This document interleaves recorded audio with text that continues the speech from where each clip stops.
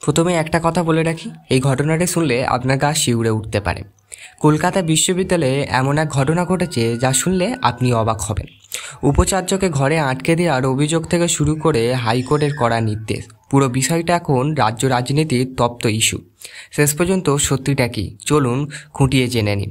খবর শুরু করার আগে একটা কথা পরিষ্কার করতেন, আমরা এখানে কোনো রাজনৈতিক দল, সংগঠন বা ব্যক্তিকে টার্গেট করি না।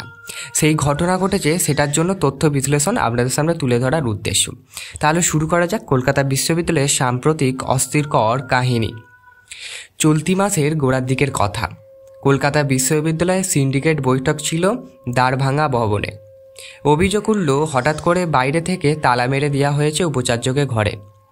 ফলে ভিতরে আটকে পড়েন সিন্ডিকেটের সদস্যরা। শেষমেশ পুলিশে গিয়ে তালা ভেঙে তাদের উদ্ধার করে। এখান থেকেই পরিস্থিতি জটিল হতে শুরু করে। একাংশ ছাত্র সংগঠন দাবি তোলে বর্তমানে ভারপ্রাপ্ত উপাচার্য নাকি বেআইনিভাবে পদে বসে আছেন। অন্যদিকে বিশ্ববিদ্যালয় কর্তৃপক্ষ অভিযোগ করে পুরো ঘটনায় রাজনৈতিক দলের মাথায় বহিরাগত জড়িয়ে দেয়। এই দুই বিপরীত অভিযোগে সোশ্যাল মিডিয়ায় ঝড় তোলে। কেউ বলছে এটা পরিকল্পিত আক্রমণ, কেউ বলছে এটা প্রতিরোধের লড়াই। অভিযোগ বামন পাল্টা অভিযোগ। ঘটনার পর শুরু হয় অভিযোগের ঝড়। ছাত্র সংগঠনের একাংশ দাবি করে ভারপ্রাপ্ত উপাচার্য শান্তা দত্ত বেআইনিভাবে পদে বসেছেন, তাই সিন্ডিকেট মিটিং ও আইন সিদ্ধ নয়।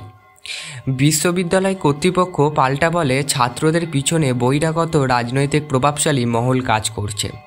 এখানে একটা বড় প্রশ্ন ওঠে, এটা কি শিক্ষা প্রতিষ্ঠান নাকি নিজস্ব স্বাধীনতা হারাচ্ছে, নাকি শিক্ষার জায়গা থেকে উঠে আসে রাজনৈতিক ক্ষমতার লড়াইয়ের মঞ্চ?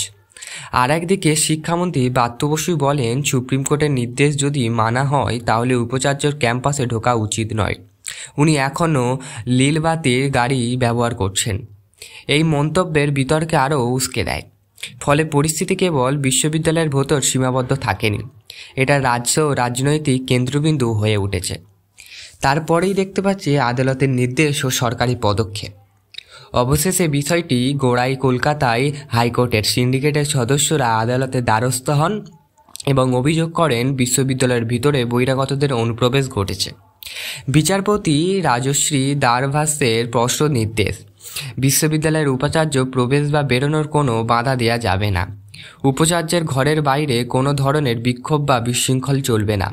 বহিরাগতদের প্রবেশ রুখতে পুলিশদের কড়া নজরদারি নির্দেশ দেওয়া হয়েছে। আদালত এতেও বলেছে, ছাত্রদের উচিত বিশ্ববিদ্যালয় চত্বরে শৃঙ্খলা বজায় রাখা। বিশেষজ্ঞরা বলছে এই নির্দেশ আসলে দুই দিকেই বার্তা দিচ্ছে। এদিকে প্রশাসনিক জানাচ্ছে বিশ্ববিদ্যালয় ক্যাম্পাসে নিরাপত্তা নিশ্চিত করতে হবে। অন্যদিকে ছাত্রদের বোঝাচ্ছে শিক্ষা প্রতিষ্ঠানের ভিতরে গণতান্ত্রিক প্রতিবাদ করা যায়, কিন্তু অরাজকতা নয়। এখন প্রশ্ন হচ্ছে, এই নির্দেশ মানা হবে তো? বহিরাগতদের প্রবেশ বন্ধ হবে, নাকি আবার নতুন বিতর্ক তৈরি হবে? আর শিক্ষকের জায়গায় কি আরও রাজনীতি মাথা তুলবে নাকি? এই ঘটনার আসল সত্যিটা সামনে আসতে সময় লাগবেই। আপনাদের কী মনে হয়, কলকাতা বিশ্ববিদ্যালয়ে এই টানাপোড়েনের শেষ কোথায় গিয়ে ঠেকবে? কমেন্টে লিখে জানান। ভিডিওটি তথ্য সমৃদ্ধ মনে হলে লাইক, কমেন্ট, শেয়ার করতে ভুলবেন না।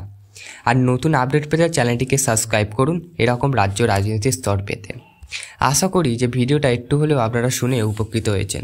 যদি সামান্যটুকু উপকৃত মনে করেন, লাইক, কমেন্ট, সাবস্ক্রাইব করুন। আপনারা পাশে থাকুন এইরকমভাবেই।